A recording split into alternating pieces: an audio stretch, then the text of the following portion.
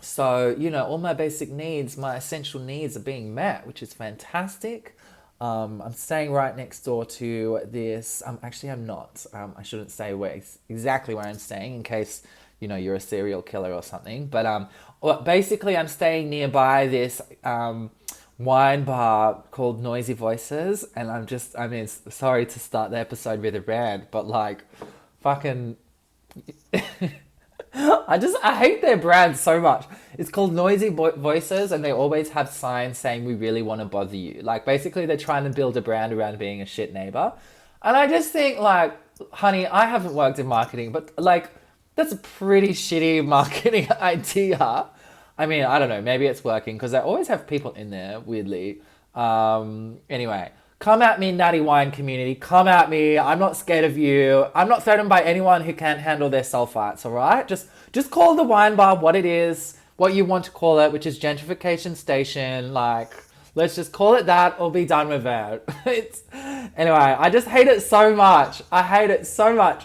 Like, that you've called it Noisy Voices and your whole logo is we really want to bother you. Like, just... gentrification station numero uno, okay? Ew, it's so gross. I, for one, I'm all for neighborliness and for everyone getting on, not being a piece of shit neighbor. Like, fuck you. Anyway, I'm gonna try and make this episode less ranty because the last few have been quite ranty. I'll confess I wasn't in the most like fun, cheerful, laughy mood. So yeah, I mean, I'm still not today. I don't know. I blame winter. I'm getting more chill as I get older, I think. Like literally, I'm getting colder. Particularly here in Portugal in winter. Like, it's only December and I cannot remember the last time I was warm, you know? Sometimes it gets to like mid-Jan and I'd confess I do go to the tanning salon just to feel warm in my, feel warmth in my bones again. Only once. Aussies, it is still like, you can still do that here in Europe, which is fucking crazy, but you can't. Anyway, what else can I not rant about today? Oh, this is fun. News this week. Lidl released a croissant-inspired fragrance called Eau de Croissant.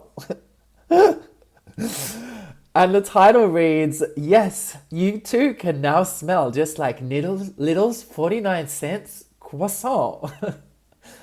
And I just think that's hilarious because that would only ever work as a pheromone in Europe. In Australia, everyone is allergic to carbs because carbs are evil. We send our carbs to Manus Island. Well, we would if we could. We'd send them all to Manus Island if we could. I mean, you know, bread is sneaking its way back in Australia, but it goes under different names now. We never call it bread. It's called like artisan sourdough. And it's like $12 a loaf. But yeah, I mean, of all the carbs you could smell, like personally, I think I would choose like a wrap bread, you know, like a wheat burrito. It's just a very versatile carbohydrate, you know. You can make it a little bit spicy, a little bit cultural. You can keep it very mild. But you know that smell when you open a packet, like those vacuum sealed packets of those wheat burrito breads?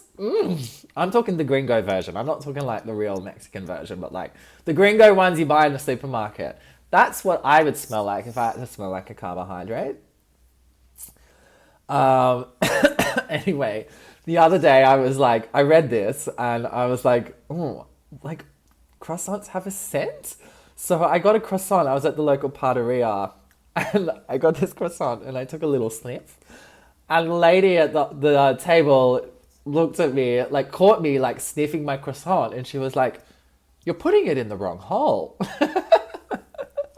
And I was saying, touche. Yes, I was putting my croissant in the wrong hole. My croissant is meant to go on my gob, not in my nostril. But anyway, I think that's funny. Eau de croissant. Also, why would you want to smell like the 49-cent version croissant? Why not at least like the €3.50 croissant? You know, 49 cents. I don't want to smell like 49 cents. Thank you, Lidl. Anyway, I think like the most Australian thing about me, which actually this is Michelle Wolf's joke, but I've since realized it also does apply to us Australians as well. Is like maybe the most Anglo thing about us in Europe is that we eat while we walk in the streets. Like Europeans don't do that, but like you can always tell an Anglo because we're always walking and eating. Or if you see someone walking and eating, it's because we're either like British, American, or Australian or Canadian. Like I miss takeaway food. I miss it. I don't want to sit down for a lunch. Even when I go to the supermarket, I'm like, I don't want to have to buy something which then needs the microwave. Like, where are the salad options? Like the good salad options, not like the ones that they have here, which are like €4 and like 2 pieces of lettuce and a crouton, you know? Like, but yeah, I've really noticed that about myself. Anyway, we just had the winter solstice. I hope you had a beautiful solstice celebrating the shortest day of the year. Light returns, which is a beautiful thing. We do need light. I need light. I was also, by the way, this is just completely off topic, but I was looking at the logo the other day, you know, me in the onesie with the high heels, which was shot in my atelier. When I had my artist studio, when I was sharing an artist studio with some other artists. And I was like, oh my God, you can see my testicle. But then I zoomed in and just to clarify everyone, it's not half a testicle. It looks like half a testicle, but it's not. It's just my really sick washboard abs. It's actually just my lower abdominal muscle, my lower rectus abdominal muscle. But if you're looking at it and you're like, oh my God, you can see half a testicle. It's not a testicle, okay? Look at the tan lines, look at the tan lines. The testicles would be down and in a little bit further if you follow those tan lines. So I just wanted to clarify that as well. And yeah, I got back into running. I feel like I'm getting back into running, which is crazy. But I do this. I do this when I'm working on the book because I feel like I'm now using running to work on some attention, like prolonged attention. And I do think that's one of the amazing things about running is it trains your concentration. It is like a kind of meditation. And so when I go back into like crazy book editing mode for like a week, I do get back into running. And I've been getting back into running, and God, I've lost a lot of cardio. Yeah, you know, I used to run marathons and ultra marathons, right? Anyway, I thought I knew cardio. I thought I really knew cardio. And then I started sleeping with Brazilian men and started climbing onto their laps. And like, God, like sometimes I'd get altitude sickness climbing up there. Like literally get my climbing poles out. Got 3 days of vacuum sealed foods. 3 days of vacuum sealed yogurt drinks, that is. Because, well, you know, wink, wink. Just to climb onto the lap of a Brazilian man. And anyway, so I thought I'd been keeping up some cardio, but turns out I haven't been. So getting back into cardio, and the cardio has really suffered, people. And that is not a euphemism for sex. Sex has not suffered, you'll be pleased to know. And anyway, yeah, I just, you know, you think you know people. You think you have like dick size figured out. Like growing up in Australia, I thought I kind of knew what a big dick was, but we are like at best like a medium-sized penile people, you know? Like I had really no idea what a big dick was in Australia until I moved here. And yeah, you know, I'm learning every day. It's good to challenge your assumptions about the world. And anyway, I just think like as Anglos, right? Like we always talk about big dick energy, but you know, Anglos are the ones who colonized the world. But really we're like, yeah, we're a medium-sized penile people. Like we're just like medium-sized, pencil thin, like a dick that sometimes never quite grows into its foreskin, colonizer dick energy. Like that is the kind of dick energy we should be afraid of. Energy. It's not the big dick energy we need to be afraid of. It's the medium-sized penile people, extra long foreskin dick energy we need to be afraid of. So yeah, be careful out there if you're dealing with a medium-sized dick energy person. They're sneaky bastards. They're the colonizers. Anyway. Oh, you want to hear the first joke I ever wrote? I just came across this the other day. I once did stand-up comedy years ago. I once got up there and did like a little 5-minute bit. And this was the first joke that I came out with. And it was about how I moved to Redfern. So Redfern, if you don't know, is a suburb in Sydney. It's got a very important history for Indigenous Australian rights and Indigenous Australian culture. And it used to be considered, quite rough and ready, more working class. And then, of course, it got gentrified because it's right in the middle of the city. And so, it used to be quote unquote scary, and now it's all like yummy mummies and artisan sourdough. Just call it fucking bread, people. Just call it bread. Anyway, so I had this joke about when I moved to Redfern. Because they also used to have a big, like, drug addiction problem there. And the joke was, I've just moved to Redfern, and I was like, wow, Tai Chi is really popular here. So much Tai Chi in the parks and things. And then I just realized they were actually just junkies trying not to fall over. It's so bad. But that's the first joke I ever wrote that I can remember. What else do I have for you today? I think that, what's been going on for the pod? Well, I haven't actually been doing any coaching this week. I've been having a little break to work on the novel. I suppose if I'm really to come clean on it, Scrappies, it's like I feel a little bit, have a little bit of a vulnerability hangover after the last episode. I feel like I don't want to come off like super cynical about love and like super like hard-nosed and just like, I don't know. Because I mean, I don't feel that way. I'm actually very ooey gooey, and I think love is amazing. And if I feel like sometimes I'm a bit too critical of couples. But if you're in a couple, amazing. Like that's the most beautiful thing in the world, that you found a person that you want to share your life with. Like, fucking amazing. Like, hats off to you. Go for it. What I'm more critical of is the way that the world is set up to privilege the couple, or in other words, to disadvantage single people. And also, as with all our desires, it's really hard to know what are authentically ours and what we've kind of just inherited from the culture. And I think we all grapple with that. So that's kind of what I want to name. But I don't want to come across cynical about love. Love's amazing. If you found love, beautiful, go for it. I love it. I love a wedding.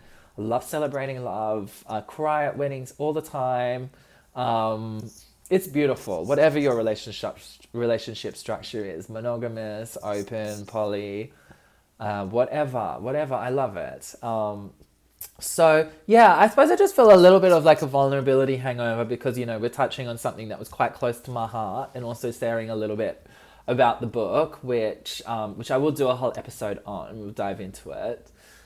And actually, I'm a very traditional person, I would marry for money. I would marry for a passport. I would marry for money.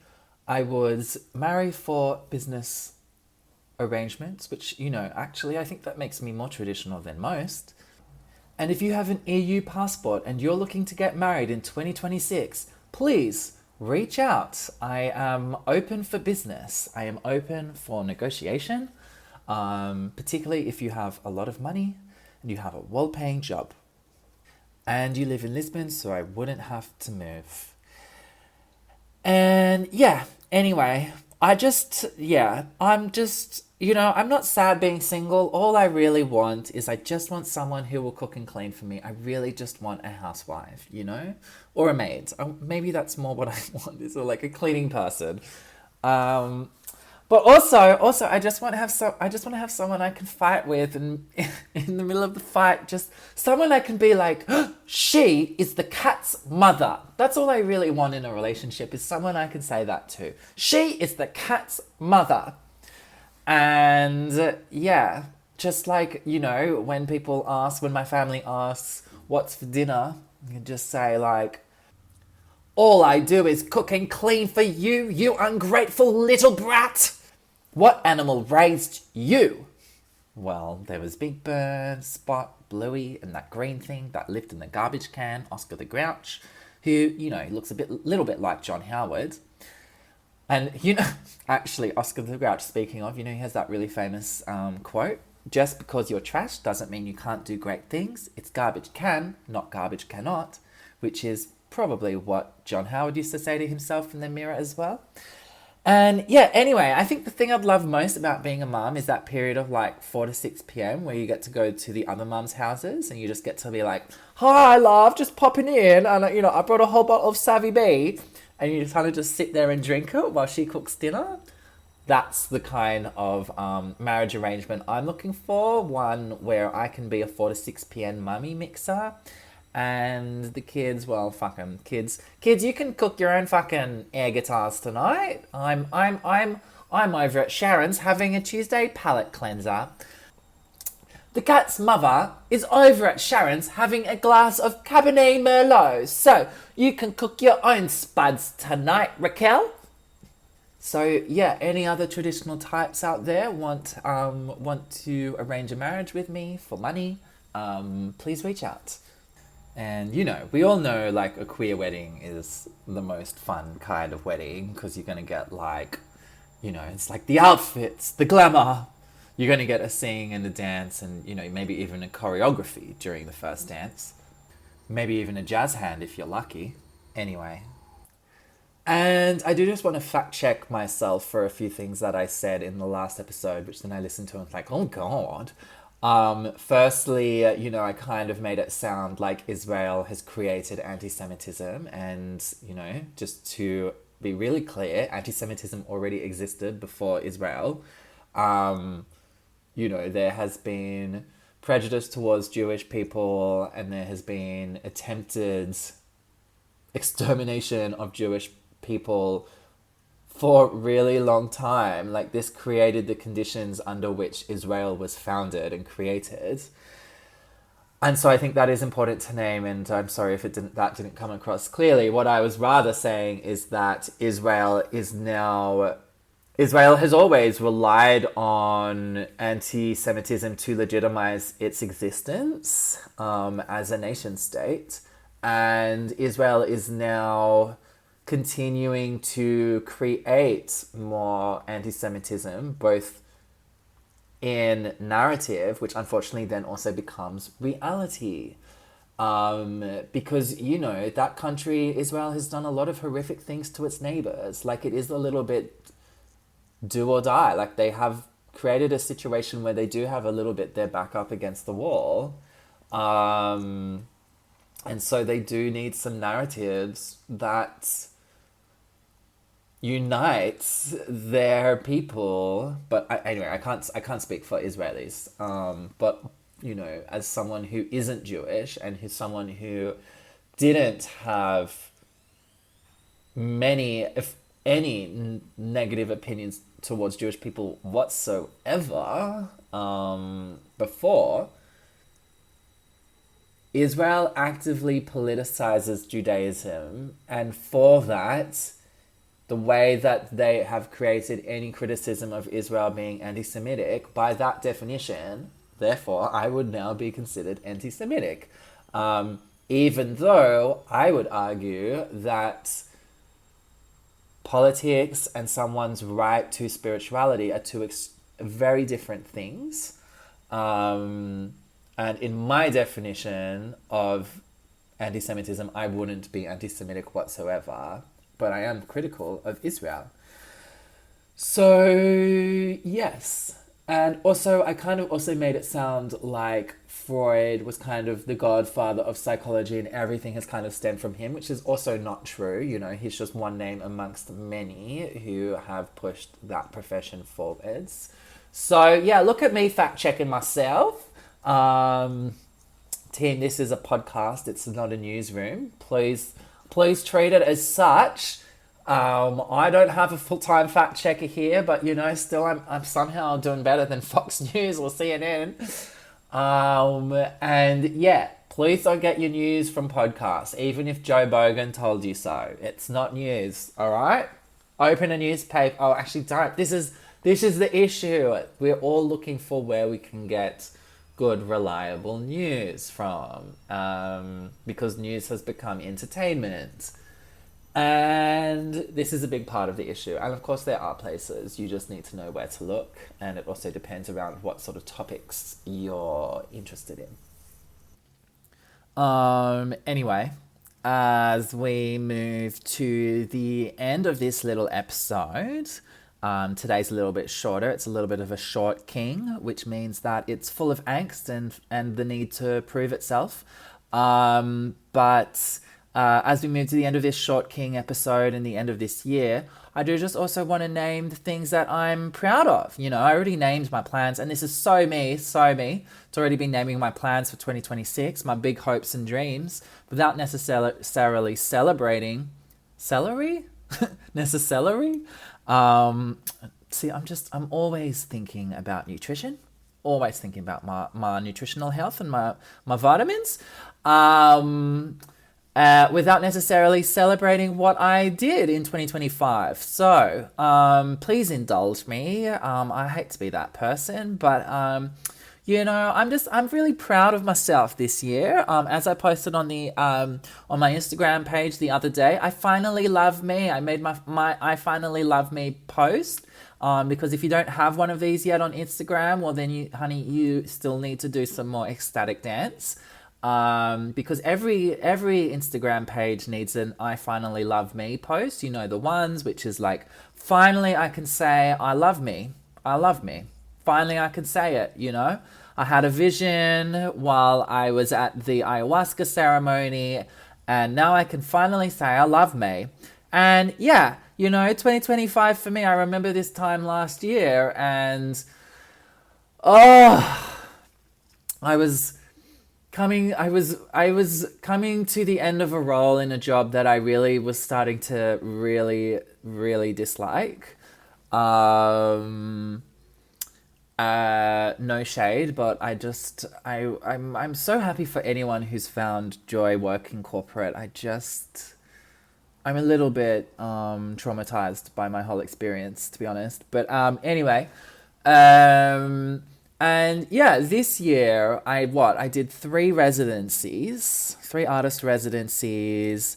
I finally finished the whole edit of my novel for the first time, which, you know, has been like, how many years coming? 8 years or something.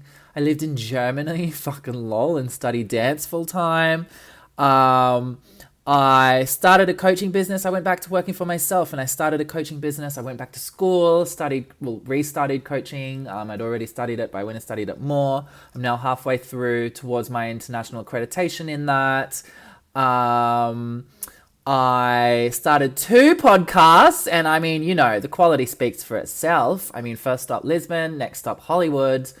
Or maybe Bollywood. I think I would prefer Bollywood, you know, the colours and the drama. So if you have any contacts, send them my way. I became a Pilates trainer, and then I become a fucking teacher to the teachers in Pilates, which, I mean, that was always meant to be. I was already doing that back in Australia. But basically, I finished the year with 3 jobs that I really like and I feel excited about, even if they are slightly side quest jobs, or, you know, that's just a perspective I need to potentially shift.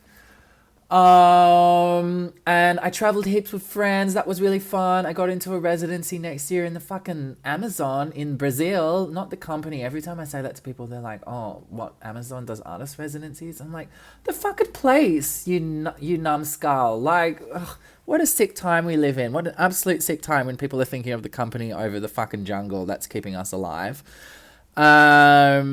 So yeah, all in all, I'm just, I did 3 performances, and one of which, shout out to our choreographer, Sasha Demina, who, it was nominated as a finalist for a Young Choreographers Award here in Portugal. So yeah, I feel like I'm proud of myself. A lot happened in many different directions. And I really took some chances on things and was big, bold, courageous. And yeah, just as I said it before, and I'll say it again, I fucking love me. Fucking love me. Me amo. Me amo. Or amo me. That was Portuguese for I love me. Anyway. Anyway, honey bunnies, I'm gonna go because I need to work on my novel a little more, go to the gym. Oh, my laundry's just done. Maybe you can hear that beeping at me in the background. This episode was a little bit shorter. Mum will be so pleased. It was just letting you know that I'm still alive. And yeah, if I don't talk to you before 2026, have a wonderful rest of the year. I hope all your wishes come true. And remember that the Gregorian calendar, it was largely built around regulating taxes and shit. So really, if you want to hibernate till spring, do that. You don't really need to do anything until March. Let that be my little bit of wisdom to you. Although the one thing you could do is like, subscribe to the podcast, share it with your friends, give it a review, so that hopefully one day my publisher listens to this and then they publish my book. Anyway, love yous. See you next year. Mwah.